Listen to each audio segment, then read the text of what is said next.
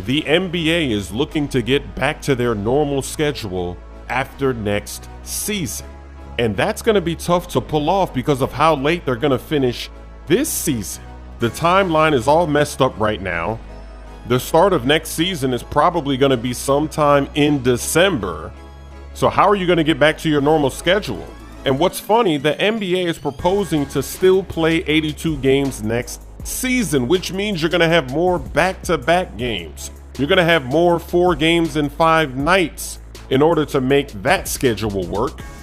And right now, we already have players doing load management. You know who they are, but it's multiple stars all over the league on all different teams. And right now, the schedule for this season, there weren't that many back-to-backs. They spread it out. They tried to avoid having as many of those as possible.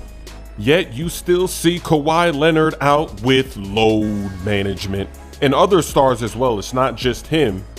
We've heard for a long time a lot of suggestions how the NBA could shorten the season, not play 82 games, maybe play 70. Some people said maybe play 50 something games.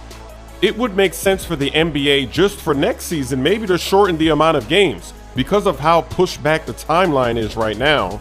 But they don't want to do that. They want to squeeze in those 82 games, and that means there could be more player injuries. There could be more guys resting, like Kawhi. And here's a major problem with this condensed 82 game season. The Olympics have been rescheduled for next year, for next summer.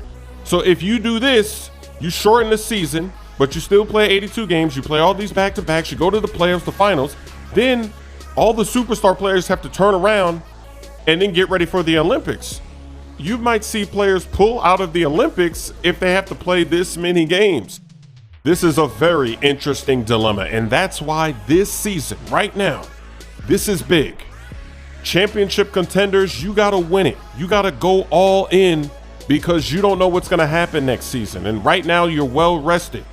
Next season, maybe somebody gets injured because of all the games you're playing, or maybe your team is just fatigued. You get to playoff time, and you're just worn out because of how fast you had to play and how many back-to-backs you had to play in a regular season.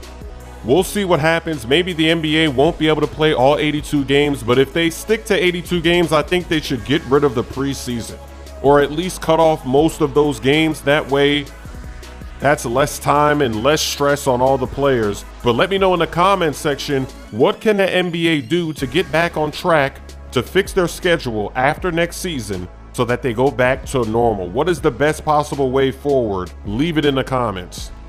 For the record, they got a hacker card. All I gotta do is make one free throw for the record. Who is Wilt Chamberlain? Who is that? Moses Kerr. He's from the hood. Can I